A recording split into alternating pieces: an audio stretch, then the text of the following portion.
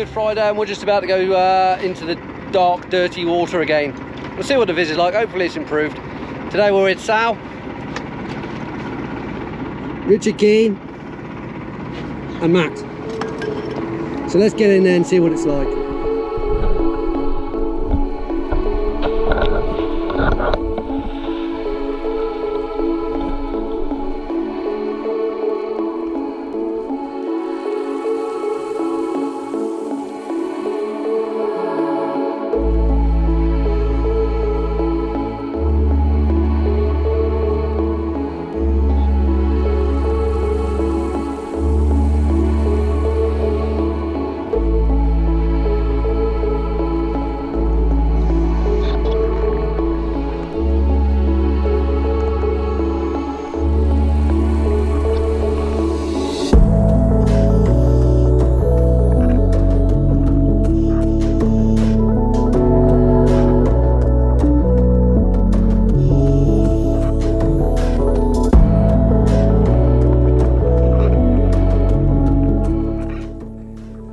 Welcome back to Guernsey Shipwrecks. I'm JP Fallais, and thanks for coming along on another dive with us.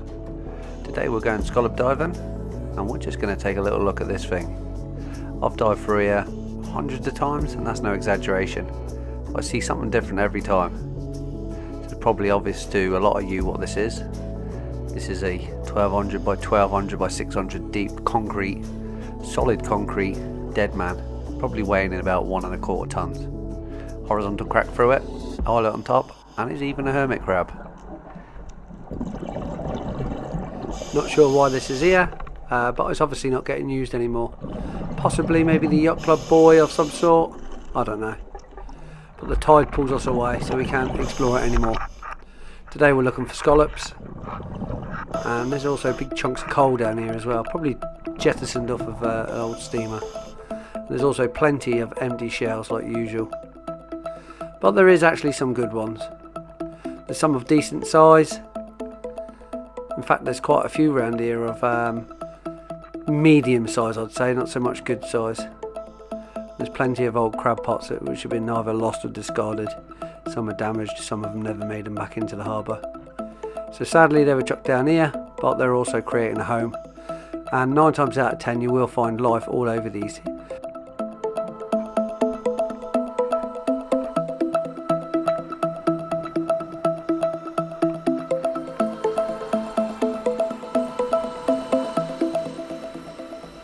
These are all too small, these ones. Like I always say, it's always good to see the small ones as well as the big ones. This one's decent size. Oh, that one maybe not. We'll leave that one there. There's no reason why you should be taking some up back to the surface to gauge if you know they're well under. And I always use the old, the palm of the hand.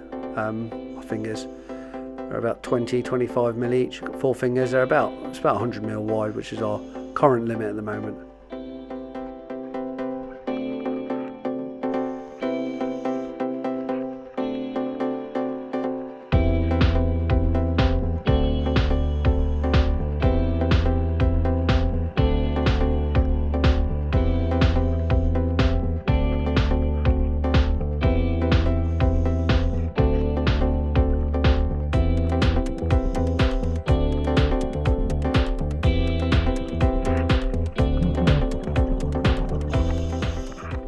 You will notice there's plenty of bottles around here, just like this old Perrier bottle. I always have a little look at these, and on this one you can see this saddle oyster sitting there. Really nice mother of pearl colour on it. We'll put it back.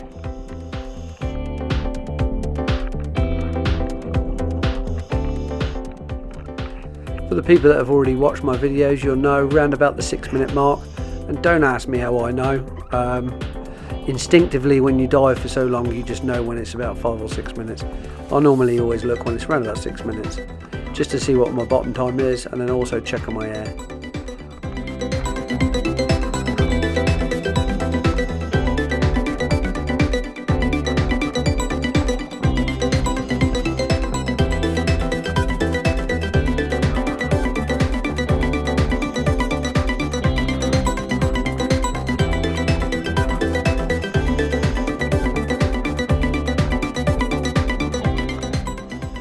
Starting to come thick and fast now. This is how we like it. It's about now in the dive I realise that we've got a B team member on the boat, which is Sally, and I really don't want to lose to her, so I'm kind of consciously making a bit of an effort now to catch a load of scallops whilst also diving. It's quite hard to hold the camera, the bag and scallop and check your air and check your bottom time and try and look where you're going, but somehow I do actually manage to do it.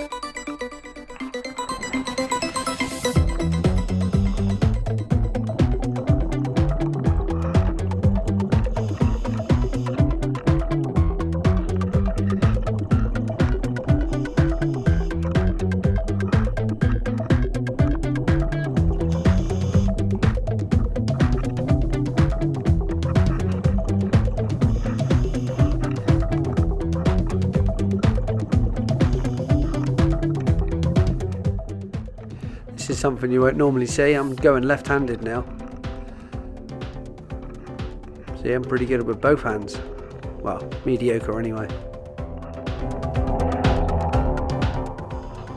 Like I was saying earlier on, every time I dive down here I see something funny, something new, something different. If it's a road cone or something like that, this one will make you laugh.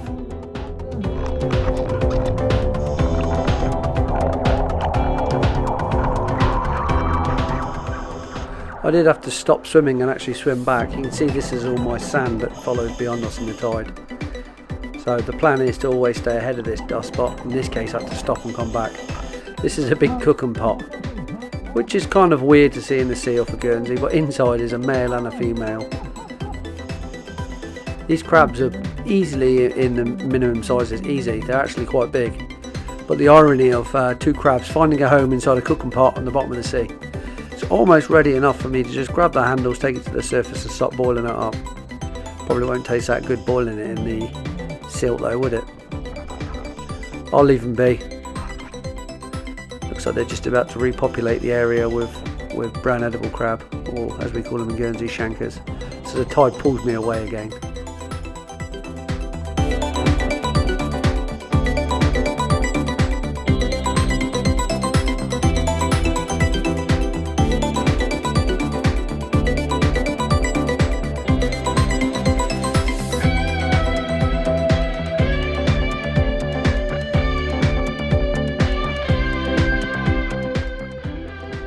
For me it's quite easy to work out. I do 20 minutes at 20 meters roughly, so my surface air consumption rate works out pretty good, and I'm at 17 minutes and I got about 120 bar, so the time I head back to the surface or have enough for a second dive.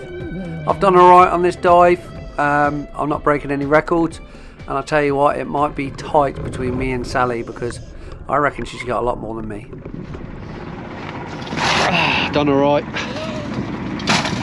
Done alright, but I don't think I'm going to beat Matt. Matt's already done a 90.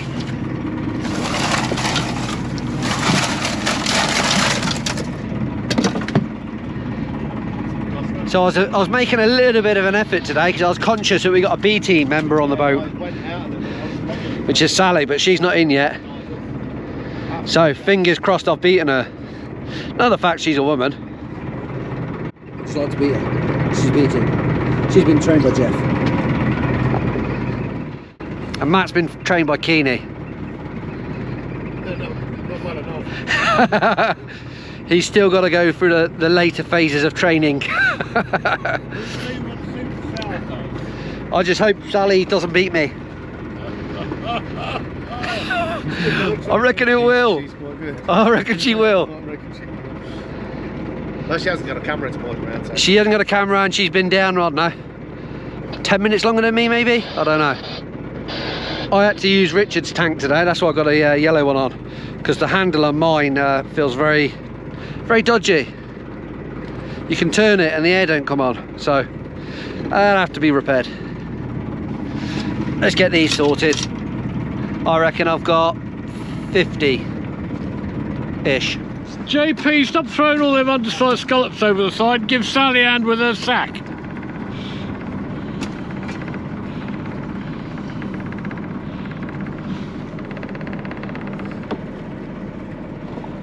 A whole bag of undersized scallops. Oh, I reckon she's beat me.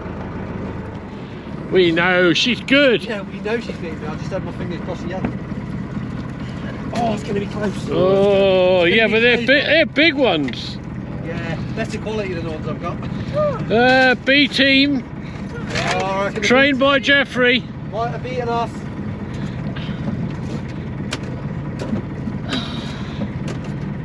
We might have to have a recount. Come on, Sal. Come on. Oh, I'm out of practice, Richard. Get your leg over. Oh, it's over.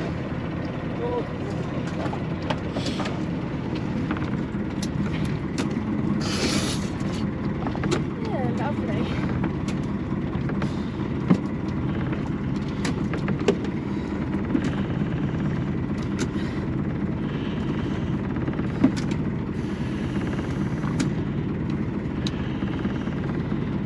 Now here we have a diver getting ready. Playing with all his goodies. Got to think about putting his hood on in a minute. Otherwise he's going to have a very nasty shock when he hits the water.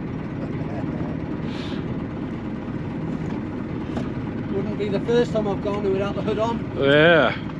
All the fins, all the mask. Well, you might see a dolphin down there today. There's been plenty around, the big ones. Oh, And I hear it's the mating season. I don't want to be mating with one. Well, they're one of the few animals that like having sex for fun. Just to warn you.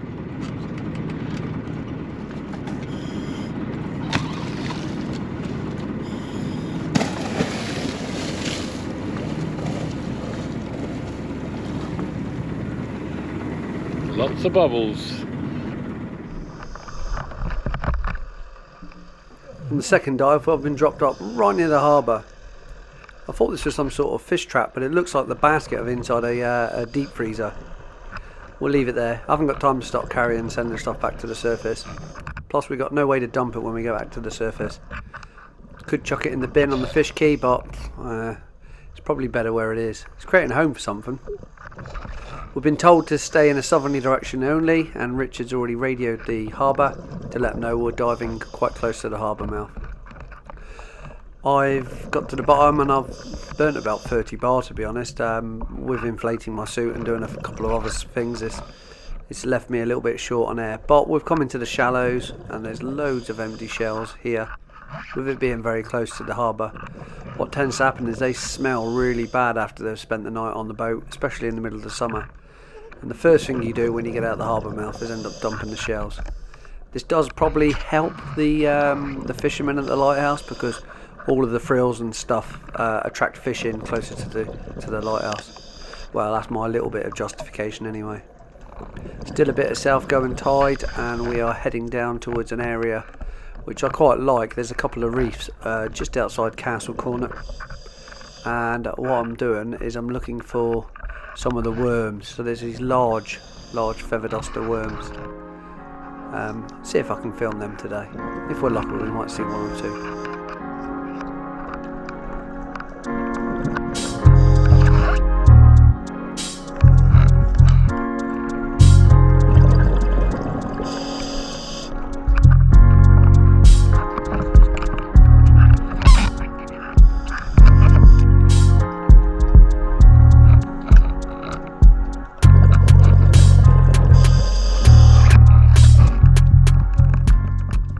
There is a hole in the side of this pot, so that spider crab isn't actually trapped. Checking these wheels as well. These tyres are actually quite toxic, I've read recently. And in Plymouth I think they've got a load of them back out to sea. Sometimes they can hide big lobsters inside, but not these two. So Richard said when he was down there, keep an eye out for my pots. And this is one of Richard's pots. Nothing in this one. But we'll carry on and we'll just follow his rope. It's quite nice to do that. When I was editing, I realised, oh, why have I stopped here? I can't remember what I was filming. It was that whale camouflage, this cuttlefish. I'd actually forgotten I'd seen it. Probably wasn't narked given the depth, but yeah, you do forget stuff like this. Let's see what he mimics today. So each of these mimic a different animal. This one's mimicking a flatfish by the looks of it. I wanted to try and get it to squirt some ink, so I swim after it quick, but it doesn't. Doesn't feel threatened enough by me.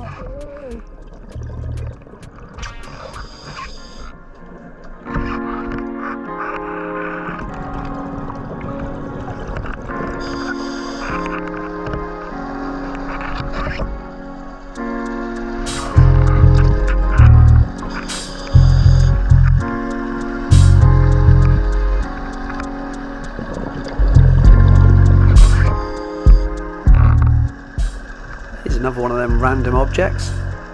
I think this was a safe, so don't know.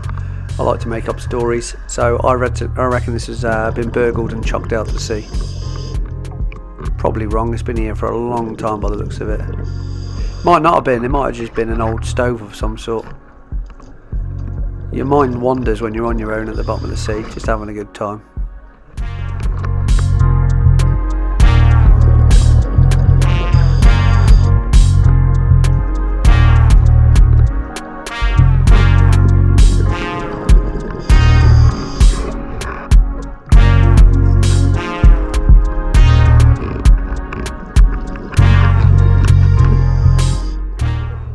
Every so often you catch a glimpse of a scallop breathing. You see it just in the corner of the rope there. See it? A little puff of sand comes out. You can see it just here. I'll wait a little bit and hold the tide. No, it's probably not going to do it. It might have seen me because I've got 200 eyes, so it's probably seen me. I'll carry on. It's too small anyway.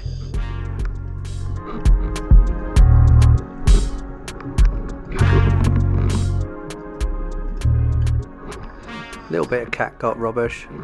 Someone's been trapped here, and here you can just see how much tide there is.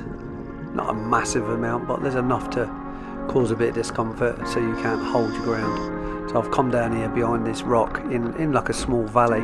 So I'm out the tide now and I'm having a look. Hey presto, here we go. This is a feather duster worm.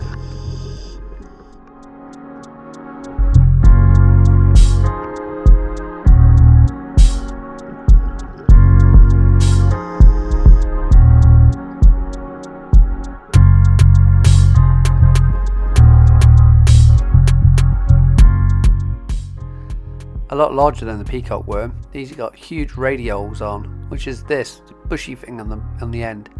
It collects minute bits of plankton and feeds from it.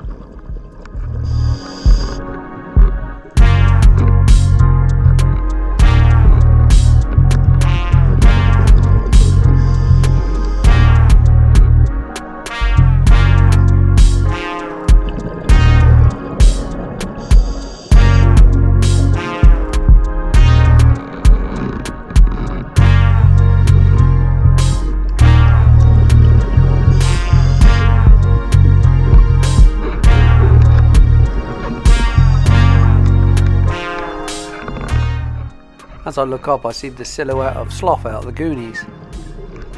Maybe I was knocked a little bit.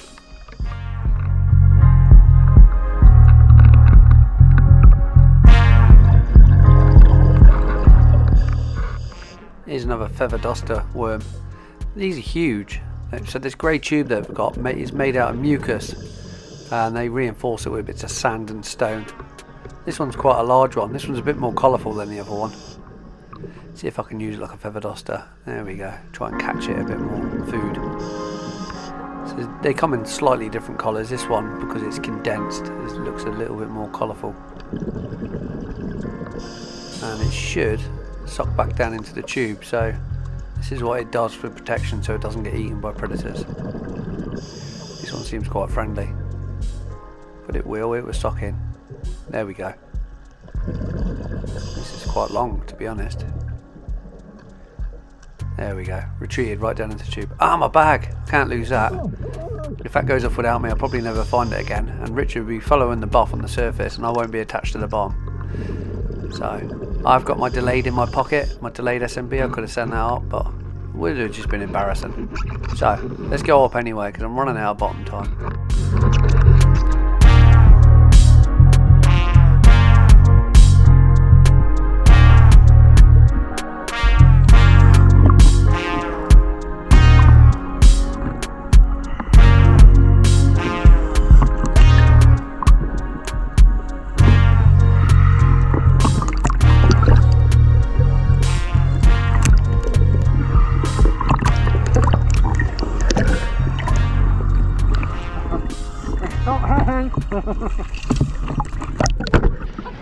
Onto the pots now.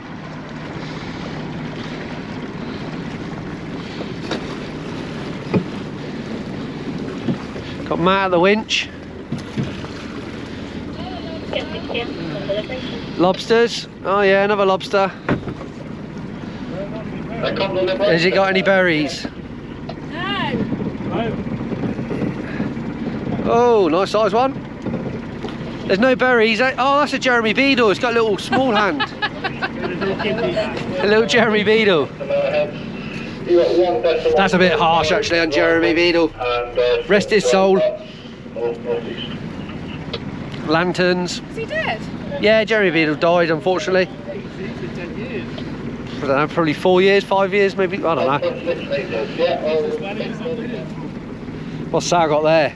Oh, that's a lovely one. Oh no, what's it got there, Sal? Lots of baby. Loads of berries, look. Lobsters. Yeah. Caviar. They're almost ready to drop as well. Look, you can see them just holding on. So what do you do with that, Sal? Well, Richard very kindly said we can be conservationists today and put him back, put her back. Oh, it's a decent size as well. Much to Richard's disgust. If I wasn't on the boat, it would not be going back. Would it, Richard? Would? Would it have gone back if Sally wasn't here? No. Poor Dennis. Chuck it over. Here she goes.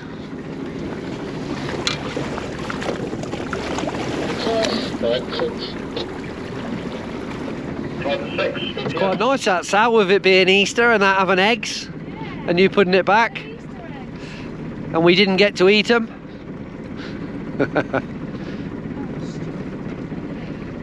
Is it grabbed on?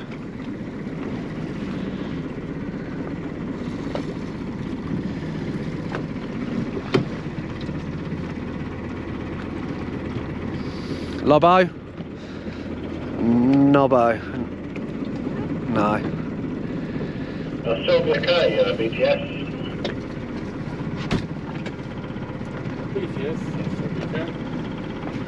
Yeah, Silver K, BTS. Yeah, I see you're well to the south with your diver now.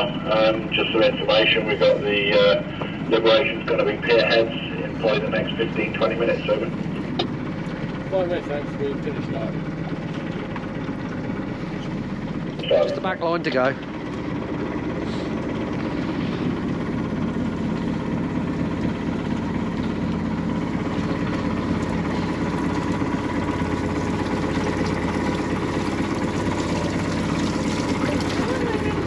Are you dizzy?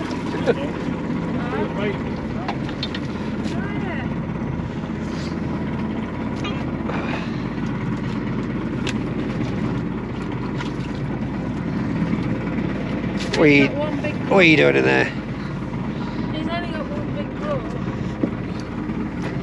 All good, Richard. Oh, pitchy. That is a nice one.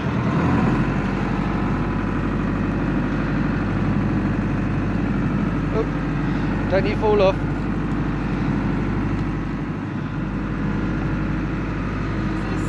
No.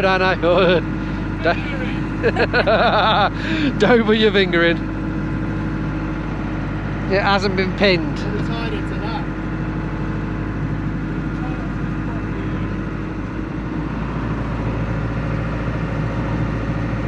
Is that a swastika?